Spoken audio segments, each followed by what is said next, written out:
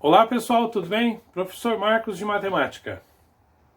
Lembro vocês que eu e o professor Paulo estamos postando esses vídeos para a correção do caderno Trilhas.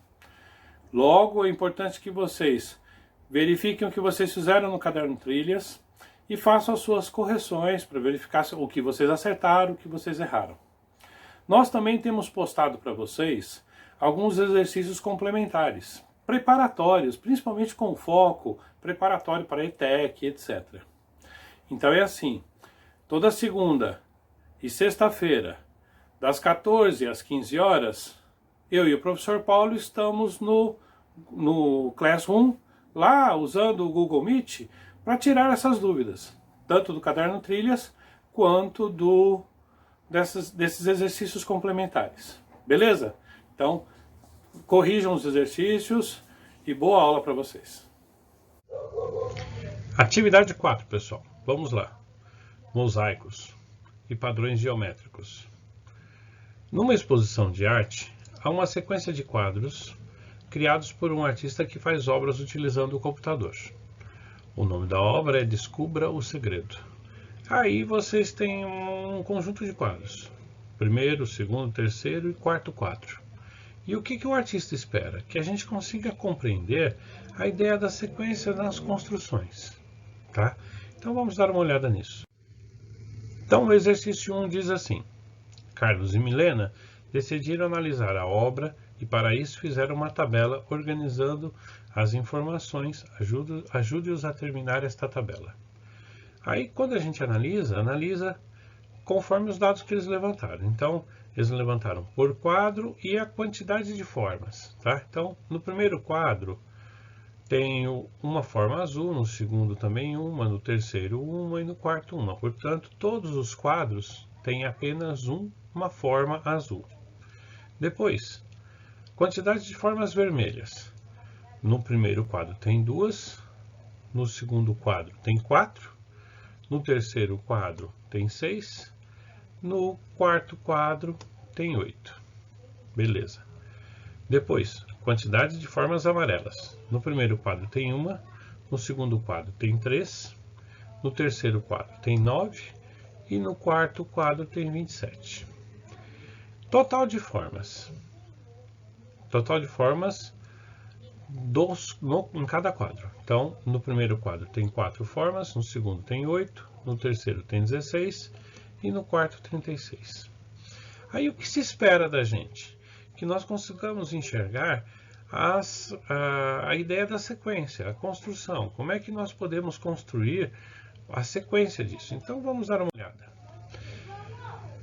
Analisando os quadros da esquerda para a direita, escreva o que você percebeu sobre a sequência numérica das formas, olha só, de acordo com o número que indica a posição de cada quadro. Então, primeiro a gente vai olhando essas formas. As formas azuis. As formas azuis, independente do quadro, todas elas são iguais a 1. Perfeito? Bom, as formas vermelhas, se a gente der uma olhadinha, elas seguem a seguinte sequência: 2, 4, 6, 8. Bom, então daí a gente já consegue conceber alguma coisa. Ou seja, a forma vermelha, usando a sequência dessa construção, vai ser o quê? A figura mais 2, a figura anterior mais 2. Então, quer dizer, a primeira é 2. A segunda, o resultado é 4, ou seja, 2 mais 2. A terceira é 6, ou seja, 2 é 4 mais 2. A quarta é 8, então 6 mais 2. E assim sucessivamente, não importa qual seja. Continuando com essa análise, nós vamos nas formas amarelas. Primeiro quadro tem 1, certo? Segundo quadro tem 3, terceiro tem 9, a quarta tem 27. Se a gente olhar com cuidado, então, a gente repara o seguinte, que é a anterior vezes 3. Então, o primeiro quadro tem 1, o segundo quadro tem 3 vezes 1, 3. O terceiro quadro tem 3 vezes 3, 9. O quarto quadro, 9 vezes 3, 27. Bom, e o total de formas?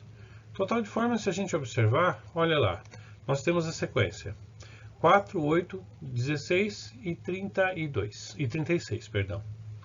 Se fosse 32, dava certinho. 36. Se a gente pensar, olha só, 4. O primeiro é 4. 8 é o dobro de 4. 16 é o dobro de 8. Entretanto, 36 não é o dobro de 8, então eu não posso usar o dobro.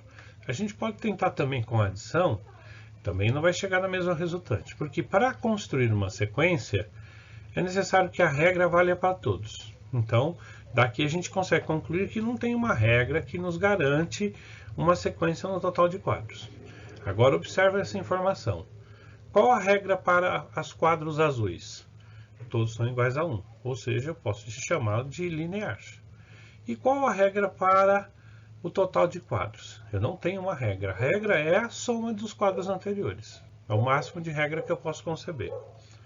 Bom, a partir daí, então, a gente poderia começar a pensar em uma regra mais específica para as figuras vermelhas e amarelas.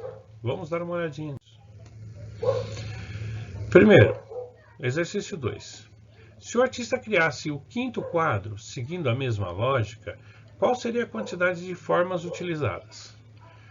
Posso usar mesmo o raciocínio. Então, olha só. Qual seria o raciocínio para formas azuis? Todas iguais a 1. Qual o raciocínio até agora para o número de formas vermelhas? A soma do anterior com 2. 2 mais a soma do anterior. Então, quer dizer, vermelhas. O quarto quadro eram 8. Portanto, mais 2 igual a 10. Depois, formas amarelas. Qual a regra que nós propusemos até agora? Produto do anterior por 3. Então, quer dizer, o anterior era 27. 27 vezes 3, 81. E a regra para a total dos quadros é apenas a soma destes.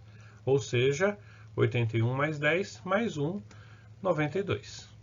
Tá bom? Ok? Bom, lembra que eu falei? Prestem atenção no vermelho e amarelo.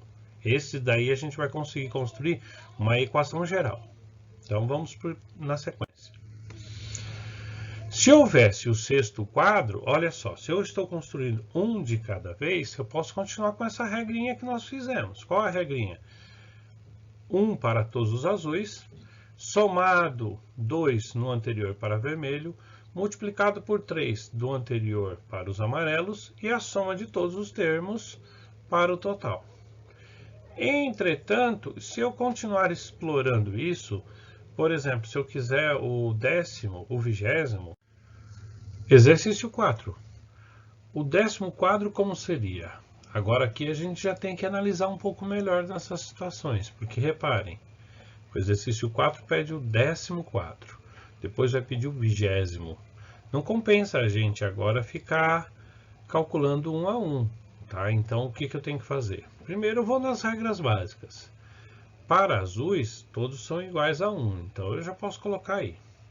Agora para vermelho e amarelo, eu já tinha falado que é conveniente a gente analisar eles um pouco melhor. Então vamos fazer essa análise. Primeiro, eu monto uma tabelinha com a sequência de todos os vermelhos e todos os amarelos. Então, primeiro para as vermelhas. Qual a minha sequência? No primeiro quadro eu tenho 2, no segundo quadro eu tenho 4, no terceiro quadro eu tenho 6, no quarto quadro eu tenho 8. A gente já percebe que tem uma soma aí. Mas a gente poderia agora estabelecer uma relação com a posição, tá? Isso é importante. Quando a gente vai construir uma sequência, essa sequência está sempre correlacionada à posição, ou seja, primeiro elemento, segundo, terceiro, quarto e assim sucessivamente. O ideal, quando a gente vai fazer essa análise, é analisar a partir do segundo, depois testar para os outros. Então, se a gente analisar a partir do segundo, qual a relação que eu tenho aqui? Eu analiso 4 e 2. A minha posição é 4 e minha posição é 2 e o meu resultado é 4. Então, eu poderia dizer que qual a operação que resultou em 4? Ou seja, 2, que é um múltiplo de 2. 2 vezes 2, 4. Perfeito. Faço agora a mesma verificação para a sequência. Então, 6. 6 é o resultado de quanto? 2 vezes 3. repara que, olha só, eu já consegui aqui já olhar que é 2 vezes a posição. Então, no caso de 4, a posição é 2. Então, 2 vezes 2, 4. No caso de 6, a posição é 3. 2 vezes 3, 6. Checo no restante. Então, se eu checar no restante, para o quarto quadro, eu vou ter o quê? Qual o raciocínio? Qual o número que multiplicado pela posição, que é, no caso 4, resulta em 8. Então, 2 vezes 4, 8. Opa, aqui eu já consegui estabelecer a minha regra. Para confirmar, eu só preciso olhar o primeiro termo. O primeiro elemento, olha só, é 2 vezes a posição. Então, ou seja, 2 vezes 1, 2. Bateu. Agora, então, eu estabeleço uma regra para isso. Eu chamo a posição de n. Chamando a posição de n, eu posso dizer que a minha regra vai ser, para as vermelhas, tudo que é igual a 2 vezes a posição, ou seja, 2 vezes n. Perfeito? Construo essa regra agora algebricamente. Portanto, minha posição vai ficar V, ou vermelho, quando n igual a 2 vezes n. Perfeito. Bom, a partir daqui, então, agora eu já consigo calcular qual que é a posição dessa. Bom, então vamos lá. A primeira coisa a fazer aqui é o quê? É fazer a aplicação agora da nossa fórmula. Se eu já sei que a minha fórmula é Vn, ou o número de peças ou de objetos vermelhos em n igual a 2n, então agora eu vou substituir os valores que eu tenho para n. E qual o valor que eu tenho para n? O valor é 10, que é o 10º quadro. Então, substituo isso para 10. Se n igual a 10, eu pego a minha fórmula, a minha expressão, e no lugar de n eu substituo por 10. Então, eu vou ter V20, ou o número de peças vermelhas no quadro 20, é igual a 2 vezes 10. Isso será igual a 20 peças. Então, minha resposta lá, 20 peças. Perfeito? Bom, aí faço a mesma coisa para o número de objetos amarelo. Então, sigo o mesmo raciocínio. Pego a minha tabelinha com as quantidades de peças. Então, quer dizer, no primeiro quadro eu tenho um objeto amarelo. No segundo, 3 objetos amarelos. No terceiro, 9 objetos amarelos. No quarto, 27 objetos amarelos. Estabeleço uma relação entre a quantidade de objetos e a posição do quadro, a sua ordem, 1, 2, 3, 4 e assim sucessivamente. Então, eu olho para 2. Faço o seguinte raciocínio, qual a operação? Por que 2 primeiro, professor? O ideal é sempre avalio primeiro para 2, depois eu checo nos outros elementos. Tá? Então, eu penso, qual a operação matemática que me permitiu fazer com que 3 seja resultado de uma operação que envolva o número 2? Bom, eu posso começar por exemplo, multiplicação, já não dá. Por divisão, também não. Adição, também não. Mas eu posso utilizar qualquer operação. Então, eu vou pensar na potência. Então, como é que eu faço para que 3 tenha uma potência igual a 2? Eu posso pensar na potência 2, na segunda posição, como sendo 3 igual a 3 à primeira potência. Aí o cara fala assim, mas para um pouquinho, professor, não era relativo a 2? Vamos dar uma olhadinha. Se 3 é igual a 3 à primeira potência, então verifico para o próximo. Usando potências. Então, eu estou olhando uma sequência, eu vou aumentar 1 a essa potência. Então, 9 é o resultado de quê? 9 é o resultado de 3 ao quadrado. Então, 9 é o resultado de 3 ao quadrado. Perfeito. Aqui eu estou conseguindo construir uma sequência. 27. 27 é o resultado de 3 ao cubo.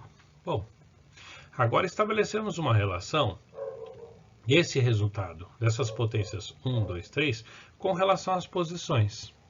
Com relação à posição, 1 é diferente de 2. Entretanto, se eu fizer a seguinte expressão, 2 menos 1 é igual a 1. Opa! Verifico se essa expressão está correta. 3 menos 1 é igual a 2. 4 menos 1 igual a 3. Opa, bateu. Então, n, que é a posição, tem que ser 2. E subtraído de 1. Então, agora eu posso pensar nessa expressão como sendo a minha regra para todos os elementos em n igual a 3 elevado a n menos 1, onde n é igual à posição do quadro, o número de ordem do quadro. E agora eu confirmo isso também para 1. Então, olha só, se n for igual a 1, 1 menos 1 é igual a 0. Qualquer número elevado a 0 é igual a 1. Pronto, fechou para todos os elementos.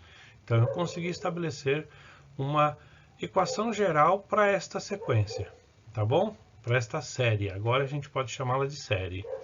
Então, a minha regra, a minha equação geral, será A em n igual a 3 elevado a n menos 1. Pronto.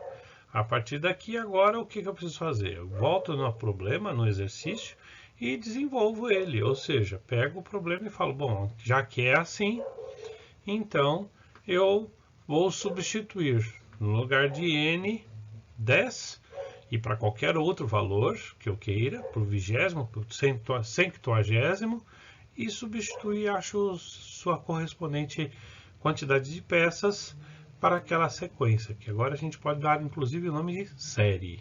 Beleza? Joia. Então, vamos agora realizar o cálculo.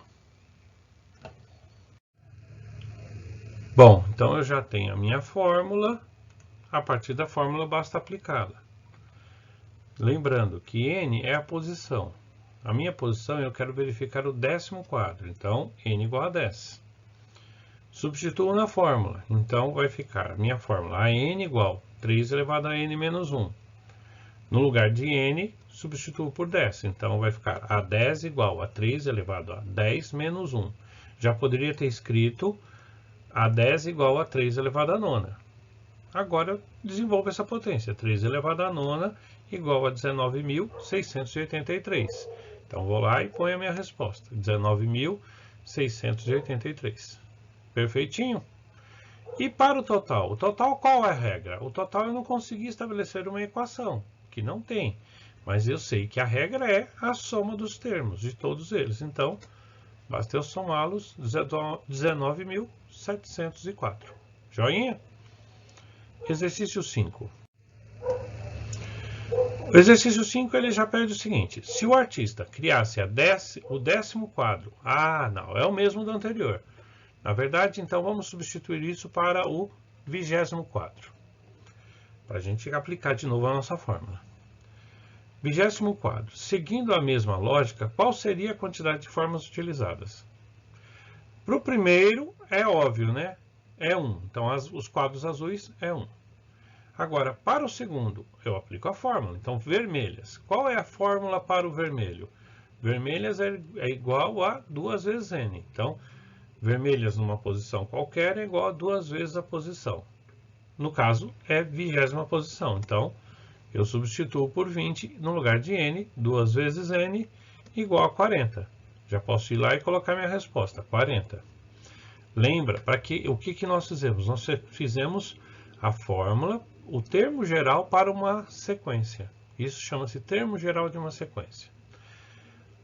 O próximo, para os amarelos, mesma coisa. Nós já deduzimos a fórmula é sempre a mesma. Então, amarelas em n é igual a 3 elevado a n menos 1. No caso, é n igual a 20. Então, substituo por 20, no lugar de n vai ficar amarelas. A 20ª peça amarela será igual a 3 elevado a 20 menos 1. 20 menos 1, 19. Então, posso já colocar isso, 3 elevado a 19ª. E aí, desenvolvo isso. 3 elevado a 19ª será igual a 1.162.261.467. Então, eu venho e coloco minha resposta. Perfeitinho?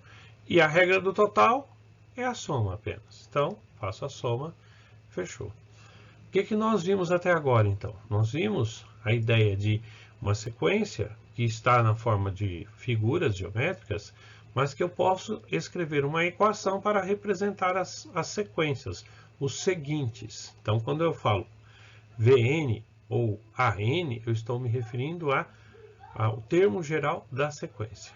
Perfeito? Bom, vamos dar uma olhadinha agora no próximo exercício.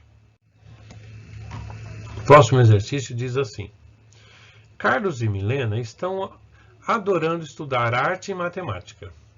E lembrando que poderiam utilizar os desenhos que fizeram nas aulas de arte para estudar simetria nas aulas de matemática, para saber se uma imagem é simétrica à outra, é necessário conhecer o eixo de simetria. Já falamos sobre isso. O eixo pode ser colocado na horizontal, na vertical ou na transversal. Ajude Carlos a Milena a analisar as três figuras, os três casos, colocando sim ou não na tabela, que eles começaram a responder. Então, eles fizeram as figuras A e B, que é simétrica de A, ou pelo menos pode ser. Depois, composição 2, A e B, composição 3, A e B. E aí eles querem verificar as questões de simetria. Nós podemos ter simetria figural, ou seja, a imagem, ou simetria de cores. Então, vamos analisar. Pontos de observação. Existe simetria em relação às formas. Então, a simetria figural. Para a composição 1, existe simetria. Se a gente observar bem, as duas figuras, por esse eixo pontilhado, elas estão como se espelhadas. Perfeito. Composição 2. Ainda no eixo de simetria em relação à forma. Composição 2.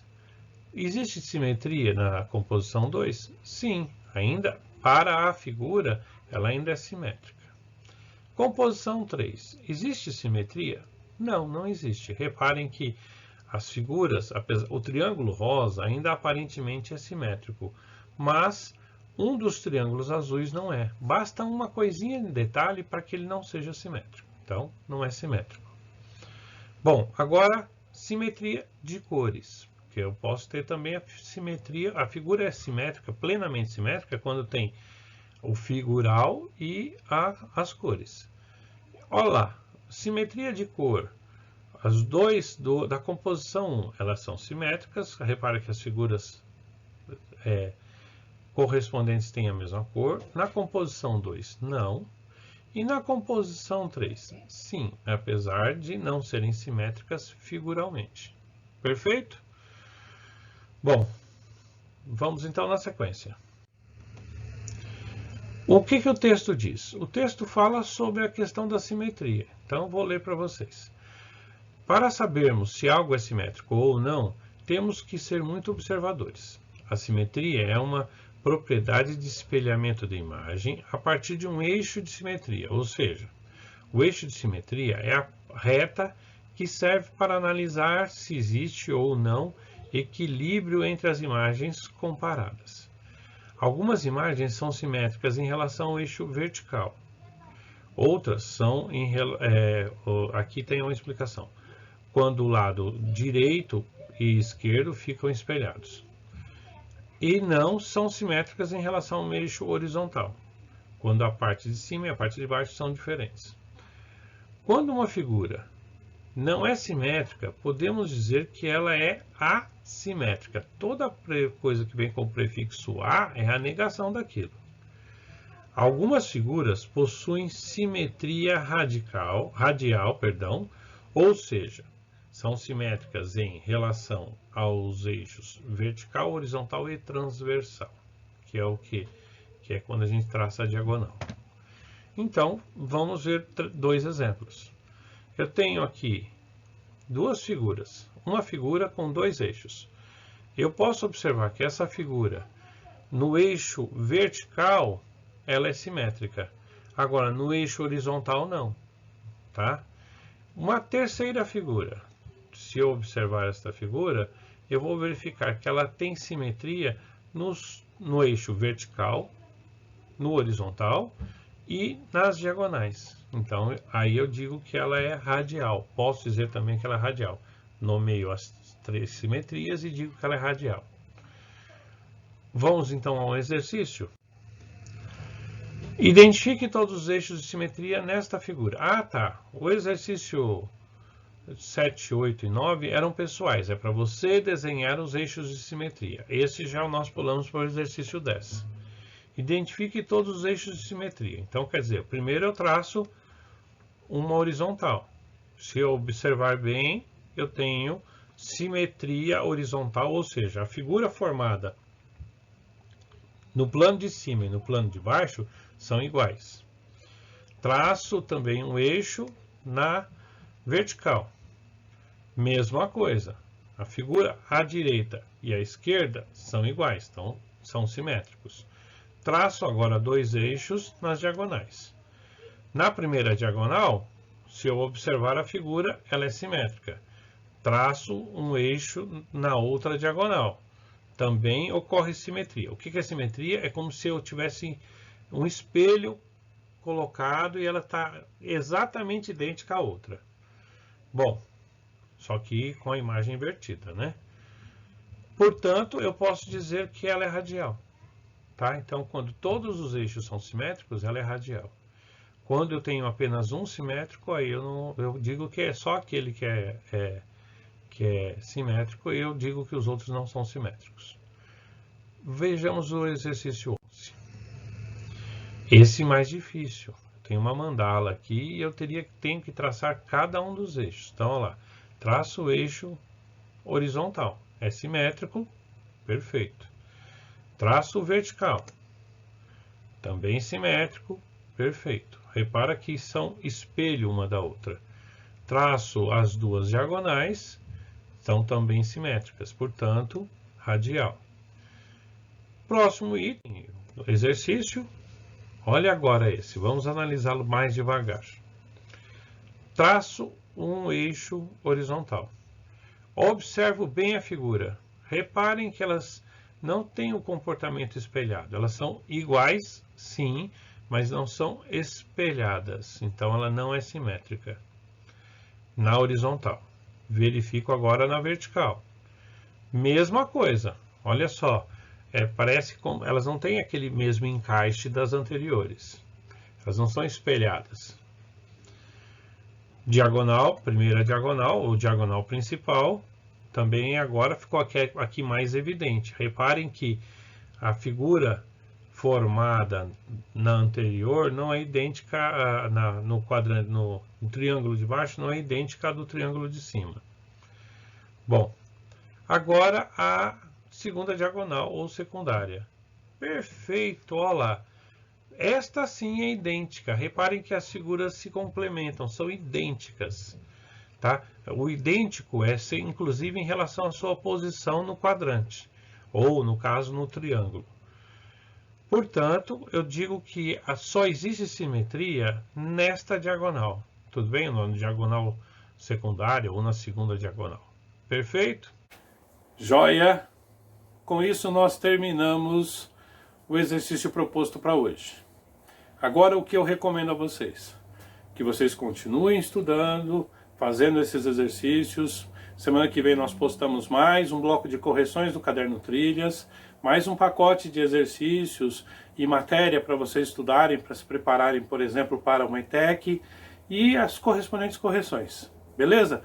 Bom final de semana, até mais.